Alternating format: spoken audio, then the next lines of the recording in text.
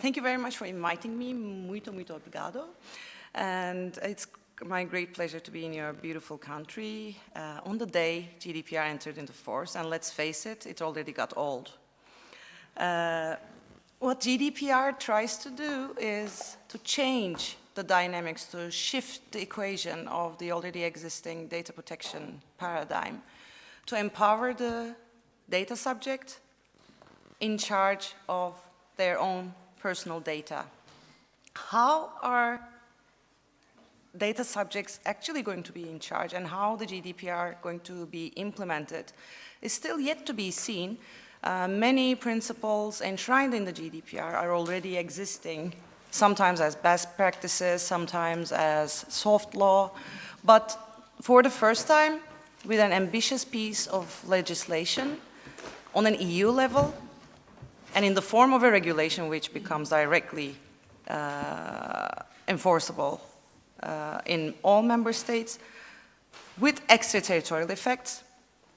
Legally, a legislation is trying to do that. This is a first. So we all look forward to seeing what will happen in the next year, and also another regulation on e-privacy communications is also expected to come, and the general air in Brussels seems to be like it is going to be a bit postponed until the actual results of the implementation of the GDPR is actually perceived.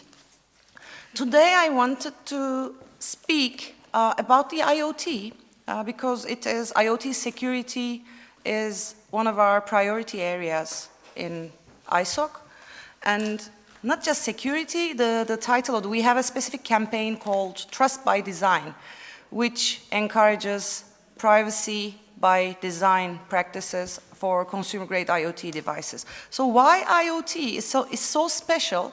Because the internet as we know it is actually evolving into something more.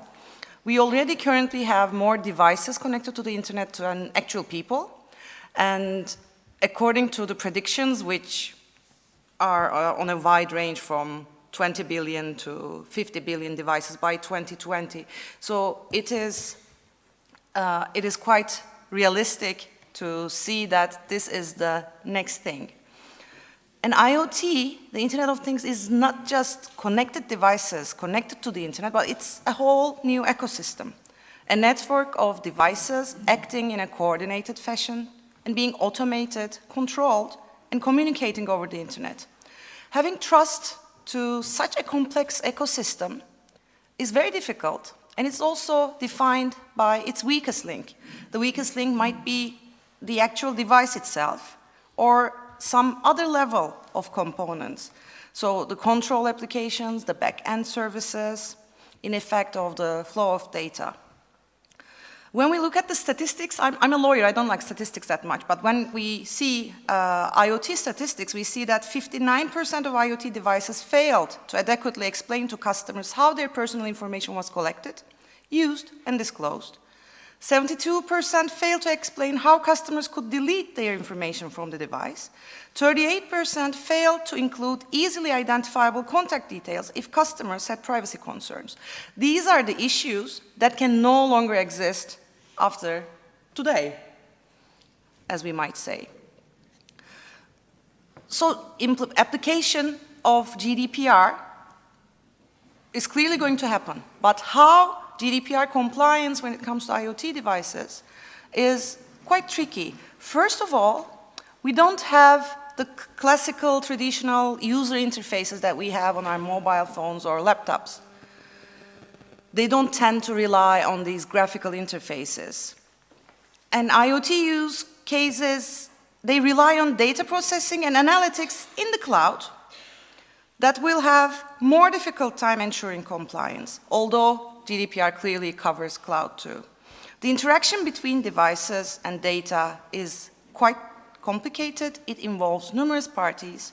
And under the GDPR, responsibility for the data extends across the whole supply chain.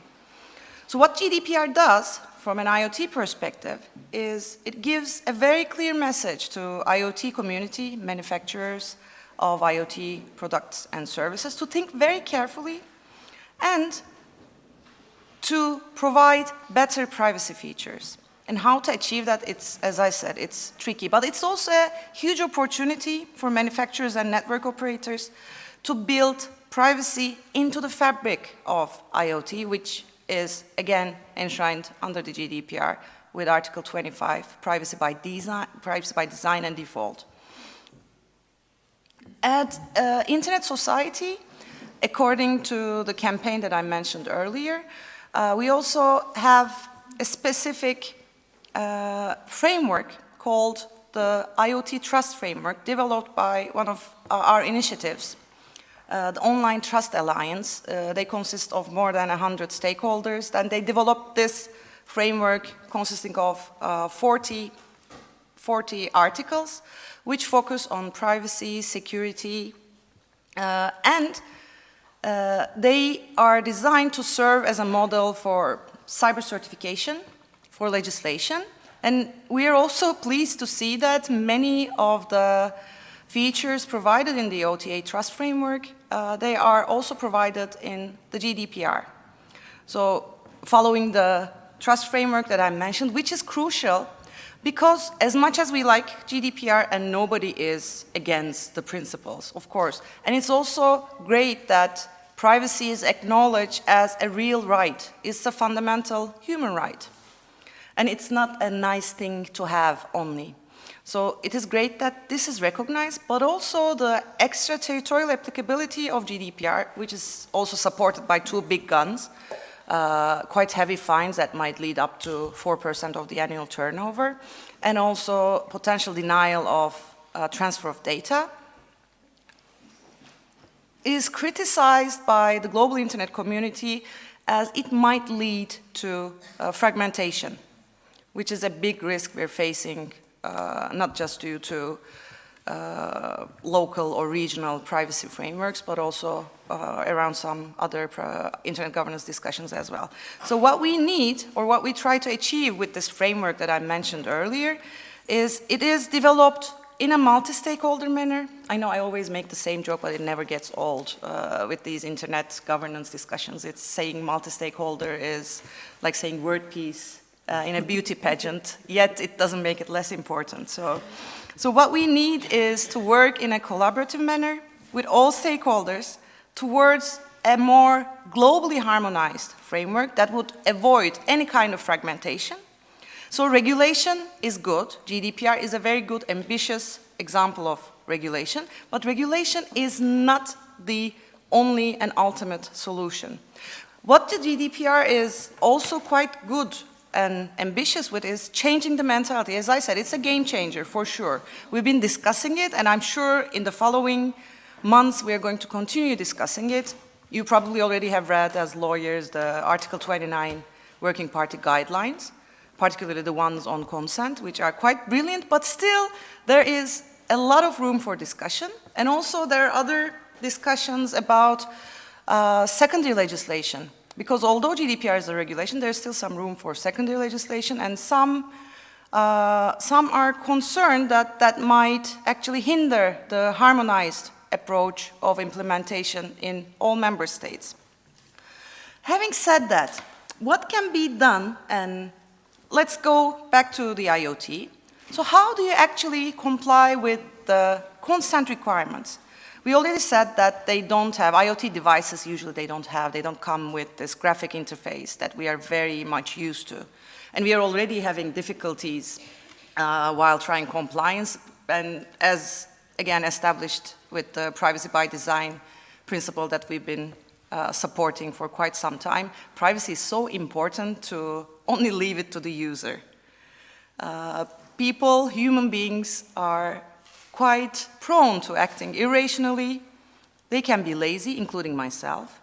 So one day you might buy a webcam and it's working properly. You're too lazy to change the default password, and suddenly somebody hacks the internet while your webcam is working perfectly and you have no clue. So we need, on an IoT level, which is the next phase for the internet, companies are going to interact more with their customers. So they have to send the products in an off by default, and the end users are going to opt in for any kind of data collection in a manner simple to understand without the legalese. I'm a lawyer, I love the legalese, but let's face it, it's not very user-friendly. So a visual language, usually through an app that we already got used to. So smart products are not like smartphones, not like laptops, and they're already existing problems with them. So how it's going to be dealt with is heavily dependent on the next few months, as we see. So as I believe, for example, some products like Alexa, they're already providing as it's a she, I think. She explains the rules, while other providers are considering sending messages over email or text. Regardless how this is going to be handled. On a technical level, it's an additional burden and a business expense, but also an opportunity in the longer run as it will determine the reputation of the concerned manufacturer. Also, I should mention that when it comes to consent, you probably, just like me, received like tons of messages asking for explicit consent. And yesterday I read an article titled Consent Mania. Because consent is clearly, explicit consent is good because that's the most solid version of your volunteering for the processing of your own data, but there are also other legitimate options that your data might be collected and processed. So sometimes I would say it's a bit exaggerated, these kinds of emails, all calling for opting in for any kind of service. And so we should also avoid this consent mania. And as much as I like this time being a very good opportunity for privacy lawyers in general, still we need to act in a more responsible manner and in a more rational manner. So let's talk over some examples again on IoT. Let's say you have a smart doorbell. Your visitors are going to ring the doorbell, and you usually have an app supporting the doorbell, so you see who is coming. So the video doorbell manufacturer can very easily get the homeowner's consent for using email communication, but how about the consent of any visitor? This is very tricky. And it's also going to be stored in the cloud. When it's stored in the cloud, how are you going to implement the data portability right, or right to access? So if companies continue with their existing ad-based policies and are dependent on the data that people may not want to provide anymore under the GDPR and can easily opt out, which is also a requirement for compliance, then the industry itself is going to suffer. So it's a good opportunity for manufacturers and suppliers as well. And GDPR's, one of the key elements is also data minimization. And data minimization would be helpful also to kind of building trust, not 100%. We always have to acknowledge the risk that there's the fact that there's a certain level of risk when we are using these devices. So that's why not just regulation, but creating awareness and acting in a responsible manner in general is also one of the other components. And then, again, another challenge for IoT under the GDPR is the right to be forgotten, removal, deletion of data. So right now we're only focusing on consent, but it goes beyond consent. So the IoT community, manufacturers, suppliers, they need to think how they're going to act if the consent is removed and customers actually ask for the right to be forgotten. And in some cases, if that data is shared and if the request for the right to be forgotten is exercised, then they're also going to be in charge of informing every other data processor that that data has been sent to. which is actually how IoT works. Also from machine to machine, some sort of data, including some personal data, which would lead to privacy implications are also going to be transferred. Which brings us to, I think, one of the most important provision in the GDPR, privacy by design and by default. And within the IoT, this is even more crucial for devices and software because, as I said, consent is tricky. Consent is tricky, right to be forgotten is tricky. So when you have this built-in approach by design and by default, then it kind of makes things more simple. So the GDPR compliance can't just be achieved by securing IoT devices, but governance and policies for security and privacy to be adopted and applied to all IoT devices collecting personal information is crucial.